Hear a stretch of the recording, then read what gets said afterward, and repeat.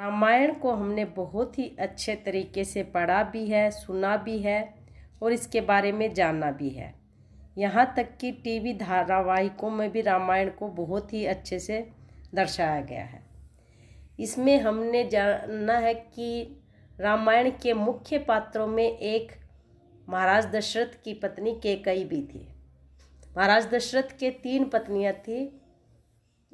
प्रभु श्री राम की माता जी कौशल्या, भरत की माता जी कैकेयी और लक्ष्मण और शत्रुघ्न की माता सुमित्रा।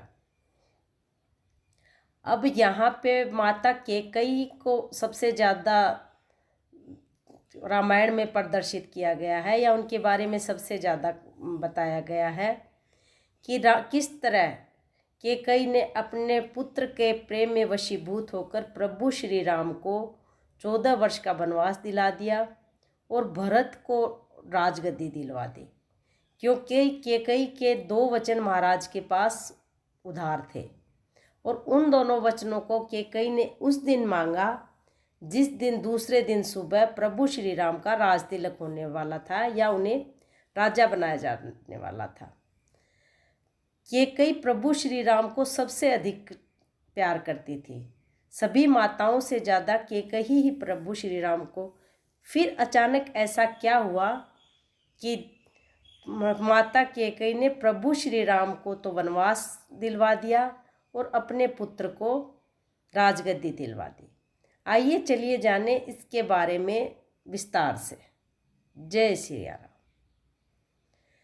राम से इतना अधिक स्नेह करने वाली कैकेयी इतनी कठोर कैसे हो गई कि उन्हें वनवास दे डाला। पुत्र प्रेम के स्वार्थवश ऐसे 2 वरदान वो कैसे मांग बैठी कि उसके जीवन को ही कलंकित कर दिया। क्या संसार कैकेयी के उसी रूप से परिचित रहेगा? क्या कोई ऐसा तथ्य नहीं है जिसके कारण कैकेयी को इस कलंक से दूर होना पड़ जाए? अब माता कैकेयी निंदा की पात्र है या वंदना की? अथवा वो कैकेयी रघुवंश का हित चाहती थी या अनहित?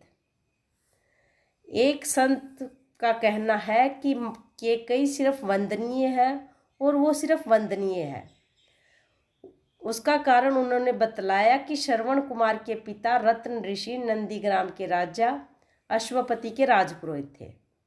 कैकेयी राजा अश्वपति की बेटी थी। रतन ऋषि ने कैकेयी को सभी शास्त्र वेद पुराण की शिक्षा दे दी थी। एक दिन बातों ही बातों में अयोध्या नरेश महाराज दशरथ की चर्चा चल पड़ी।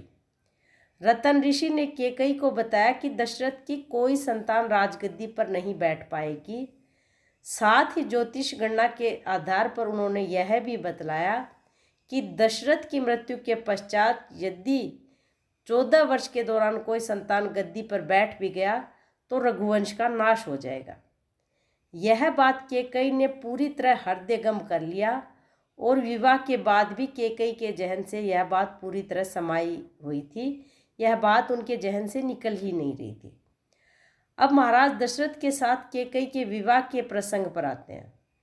जब अवध नरेश ने कैकेयी के सौंदर्य और अलौकिक ज्ञान और गुणवत्ता की चर्चा सुनी तो कैकेयी के पिता के पास जाकर उन्होंने कैकेयी का हाथ मांग लिया और कैकेयी से विवाह करने की अपनी इच्छा व्यक्त की। कैकेयी के पिता ने प्रस्ताव को स्वीकार कर लिया, लेकिन एक शर्त के साथ। कैकेयी के पिता ने यह शर्त रखी कि महाराज आप यह वचन दें कि मेरी कन्या से जो पुत्र होगा उसी को राज्य मिलेगा। लेकिन सूर्य वंश की परंपरा यह थी कि ज्येष्ठ पुत्र ही राजा बनाया जाए। परंतु उस समय राजा दशरथ की मानसिक स्थिति ऐसी नहीं थी जिसको धर्म धुरंधर महाराज दशरथ के लिए प्रयुक्त करना उचित नहीं लगता। महाराज दशरथ कैकेयी के प्रेम पाश में ऐसे बंध गए थे कि उन्होंने कुछ सूझा ही नहीं और उन्होंने उस शर्त को स्वीकार करके कैकेयी के साथ विवाह कर लिया। अब जब राम के राज तिलक करने का अवसर आया तो बुद्धिमती कैकेयी को राजपुरोहित के कथन का स्मरण हो आया। उसने यह निश्चय कर लिया कि वह अपने प्रिय पुत्र राम को रघुवंश के विनाश का कारण नहीं बनने देगी, और वही हुआ। राम के वनगमन के पश्चात भी कैकेयी भरत के लिए भी यही चाहती थी कि वह राज सिंहासन पर बैठकर राज्य का संचालन ना करे, और यही हुआ। भरत ने राज कार्य तो संभाला, लेकिन राज सिंहासन धारण ना कर सिंहासन पर राम की चरण पादुका स्थापित कर राज्य का शासन कुशासन पर बैठकर संचालित किया। भरत ने कुशन पर बैठकर अयोध्या को सुशासन दिया। संत का मानना है कि राम के 14 साल की वनवास की अवधि में अयोध्या में एक भी मौत नहीं हुई थी। इतनी ज्ञानवान और गुणवान और राम को भरत से अधिक प्रेम करने वाली कैकेयी ने कुटिल मंथरा के बहकावे में कैसे आ गई? अगर मानस का गंभीरता के साथ अध्ययन करें तो मानस का सिर्फ प्रायण ही पर्याप्त नहीं है। मंथरा की कुटिल बातें सुनकर कैकेयी ने क्या कुछ नहीं कहा कि भाई तेरी बुद्धि कैसे भ्रष्ट हो गई जो तू मुझे ऐसे ऐसे कड़वा सुना रही है।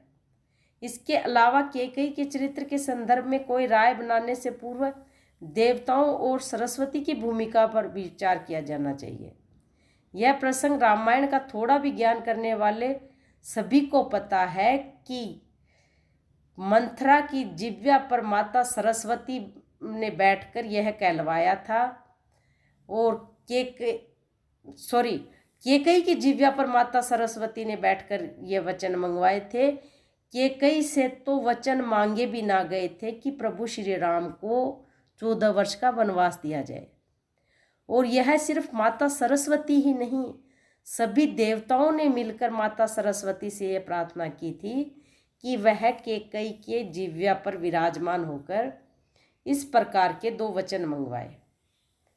ऐसी परिस्थिति से घिरकर ही तो कैकेयी को ऐसे 2 वरदान मांगने पड़े जिसके चलते वह हर काल और हर युग में एक कलंकिनी के रूप में परिभाषित होती है।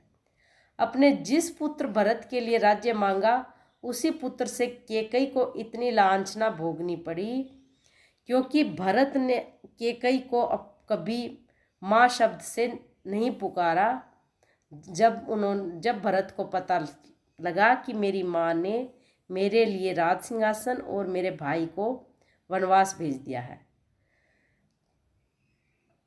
राम ने भरत जी को चित्रकूट में कैकेयी की इस तरह कठोरतम निंदा करने के लिए रोका, तो भरत जी ने कहा कि मैं अकेला कैकेयी की निंदा नहीं कर रहा हूँ, बल्कि जननी कुमति जगतु सबूर साखी, यहाँ तक कि निषाद राज की दृष्टि में भी कैकेयी का चरित्र ऐसा ही है। लेकिन प्रभु श्री राम इस तरह के किसी मत से सहमत नहीं थे। इस तरह हम सोच सकते हैं कि इतनी बुद्धिमत्ता और इतनी शासन के प्रति ज्ञान रखने वाली कैकेयी क्या ऐसे वरदान मांग सकती है? क्या प्रभु श्री राम को इतना प्रेम करने वाली कैकेयी ऐसे वरदान मांग सकती है?